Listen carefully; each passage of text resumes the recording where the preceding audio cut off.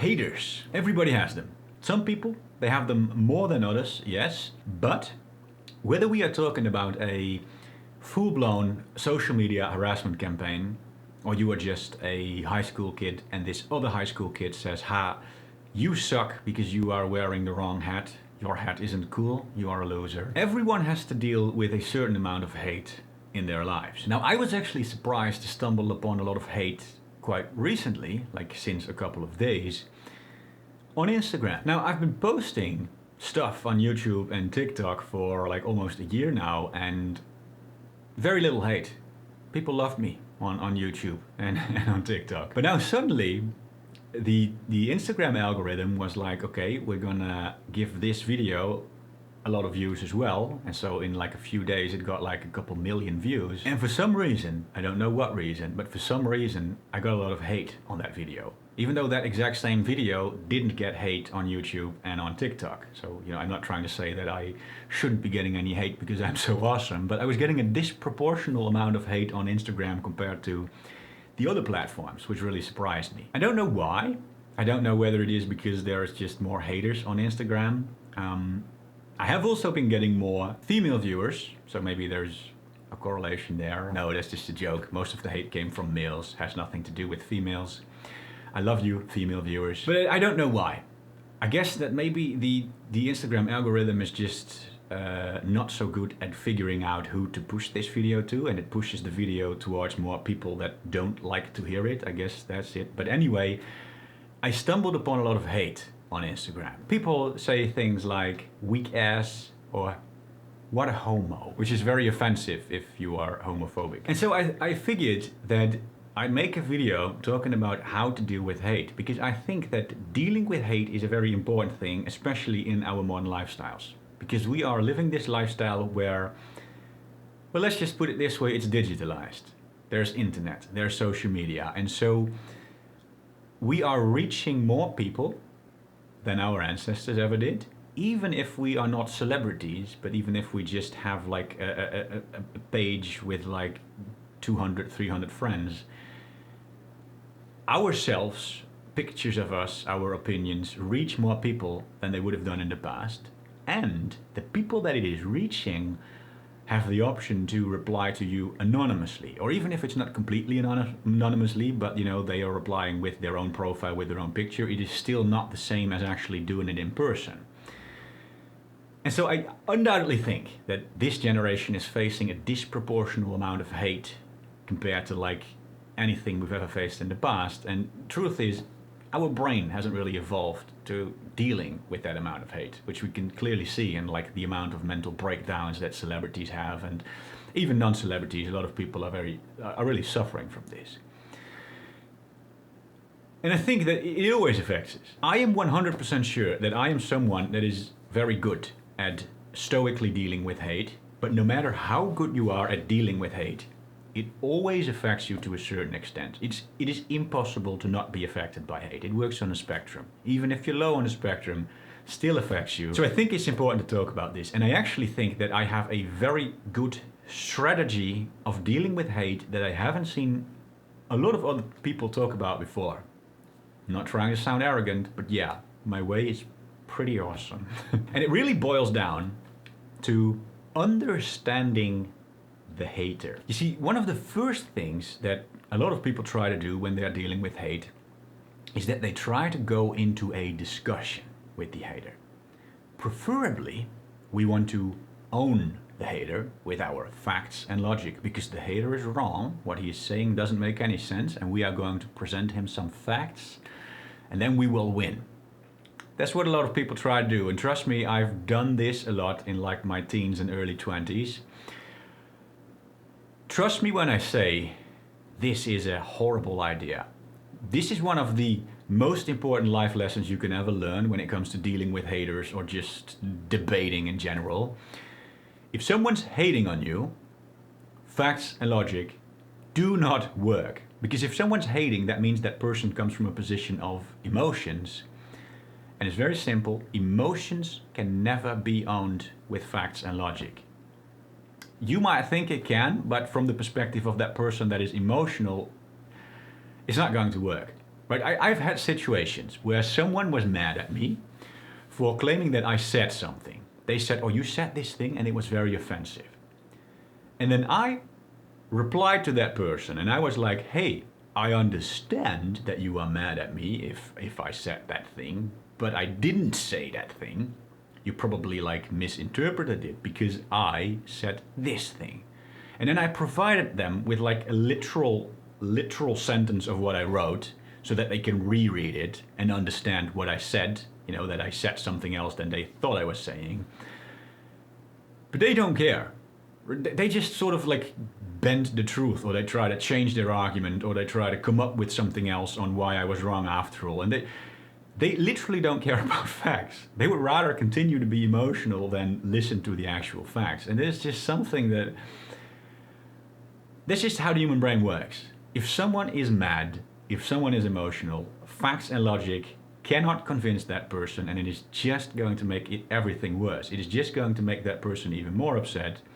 You're going to make yourself more upset because you just get frustrated, you're wasting your time, and it makes you feel even worse than if you would have just ignored the hater. Which brings us to the next point, is ignore the haters. This is something a lot of people usually give as advice because, well, obviously this is a lot wiser than trying to own the person for previously mentioned reasons. But ignoring isn't great either, in my opinion. Again, yes, it is a hell of a lot better than actually going into the discussion, which is probably why so many people give the advice to always ignore the haters. But the thing with ignoring is that, yes, at least you're not making things worse, but it still affects you a lot. The hate still affects you. And I think that if you try to understand the hater, and sometimes this means actually talking to them a little bit, and most of the times not, but sometimes it does. But if you're actually trying to understand the hater, then it actually reduces the amount that the hate affects you. Because then you sort of start to understand where the hater is coming from. Try to think of it like this. If a 6-year-old child walks up to you and says, ha, you are a loser because you eat the healthy food, huh? And you work on your business. That's so stupid. I eat chicken nuggets all day and I just play video games. Much more fun than eating the healthy food and working on your business. You are such a loser. I mean, what are you going to think, honestly? Are you going to be like deeply offended by that? Or are you just going to think, well, that is a 6-year-old child. That child does not understand the concept of health and delayed gratification and all of that stuff. So, yeah, I mean, the child could have been nicer to me. He could have, tried to not call me a loser or anything. But I sort of understand that if you are a 6-year-old child, that that's what you're going to think, right?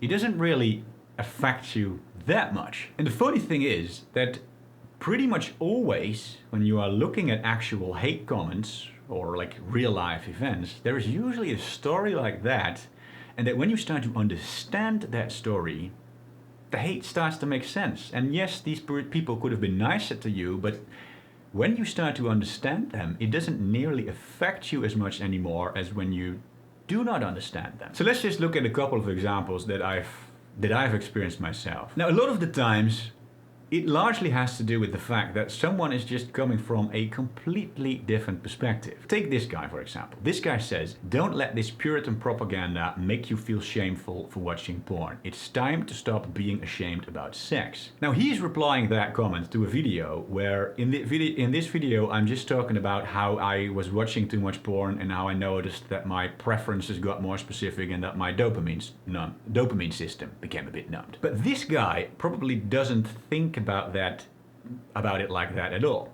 This guy probably comes from like a very religious background, right? He comes from an environment where sexuality was a bad thing. An environment where you're only supposed to do it in the missionary position for procreation. You're only allowed to procreate in the missionary position. Oral sex? No. We don't do oral sex or anal sex or gay sex.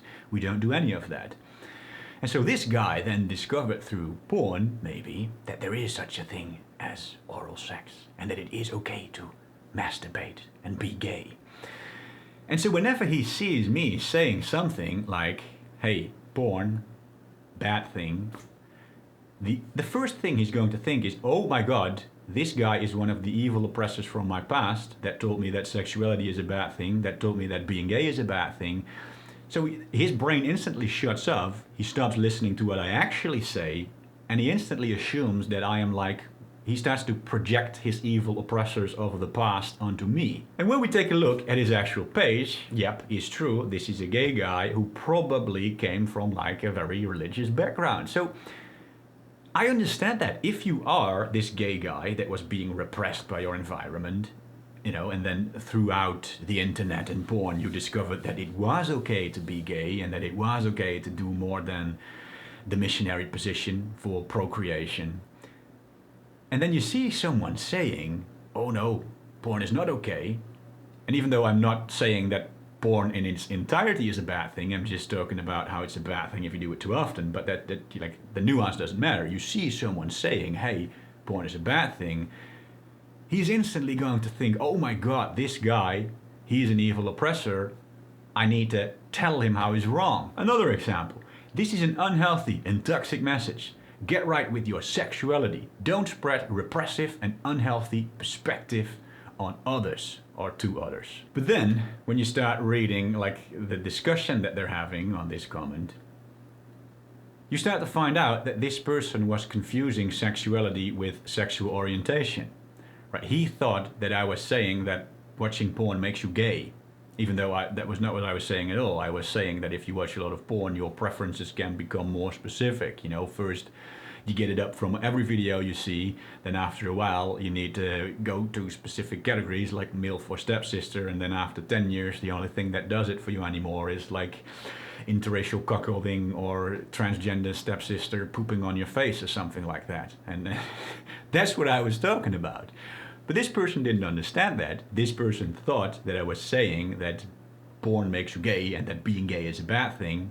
This person might possibly be gay, and so this person thought, oh my God, this is a gay hater, I need to speak out, I need to say something. Oh, this guy says, man, this sounds like you're an unmotivated dork who can't keep his shit together. It ain't that deep, my guy. But then, when you actually start reading the replies, because some people went into like a discussion with him, it turns out that he has literally no idea what dopamine even is.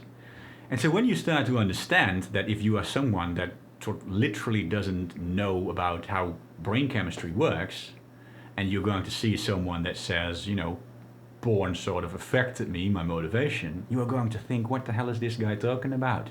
Why is he being so weak? You know, how does that make any sense? How the hell does porn affect your motivation? What a loser, what a dork. And so he's gonna call me a dork. Lol. Poor loser. This one has a little less nuance, it's just an offense. But then, when we go to the page, turns out that this is a female, possibly a webcam model or something like that. Like, maybe this is someone that actually sells porn. And so this person probably thought, oh no, I am someone that sells porn. I just heard someone that said something bad about porn. Brain shuts off. She stops actually listening to what I had to say. Probably the only thing she thought was, me, porn. He said porn is bad, so I'm gonna quickly call him a loser. And so there's like, even if there's no nuance and it's just someone calling you a loser, there's always some story. There's always some story behind it. Even if it's like not on social media, but it's the high school kid that said that you suck, that you are a loser because you are wearing the wrong hat. The story is probably something like, this kid is actually quite insecure because he's obsessing about what exactly you are wearing, and he probably wants to like show off to the other kids that he is wearing the cool clothes, and he's trying to bring other people down by saying the other people are wearing the not so cool clothes. And you know, because of his own insecurity, he's trying to make himself feel better by bringing other people down. There's always a story. And when you start to understand that story, it starts to become so much easier to not really be affected by it. Because you are essentially turning the hater into that 6-year-old child that didn't know what delayed gratification was. You start to understand why this child doesn't know any better. And so it still affects you to some extent, And yes, these people could have been nicer to you. You know, they could have tried to not call you a loser or whatever. But it doesn't affect you nearly as much as when you do not understand the perspective that these people are coming from. And so I think the best way of dealing with haters is not trying to own them with facts and logic. It is not ignoring them, but it is trying to understand them. And now, yeah, I mean, there's like a combination between ignoring them and trying to understand them, because a lot of the times you can try to understand them while ignoring them. You don't actually have to reply to them, but what I mean is not ignoring them in your mind, right? You don't need to like shove it out of your mind as fast as possible. You can actually take a second to just think, why is this person saying it? Just take a second or a minute to think about it. And usually the story is not that hard to understand. A lot of the time it is just this person is insecure, or this person is struggling with this thing himself and he's in denial or something like that. And as soon as you get that realization, it becomes so much easier to not let this hate really affect you. Guys, thank you for watching. If you like this video, if you like me talking about stuff like this, consider pressing the subscribe button. I'll leave it here. I'm pointing at it exactly, yeah. Then I move my head slightly towards this side so I can pop up a random video here. I'll set it to best for viewer, which means that YouTube is going to decide which video you like to watch. Well, if YouTube thinks this is a video you like to watch, then watch it.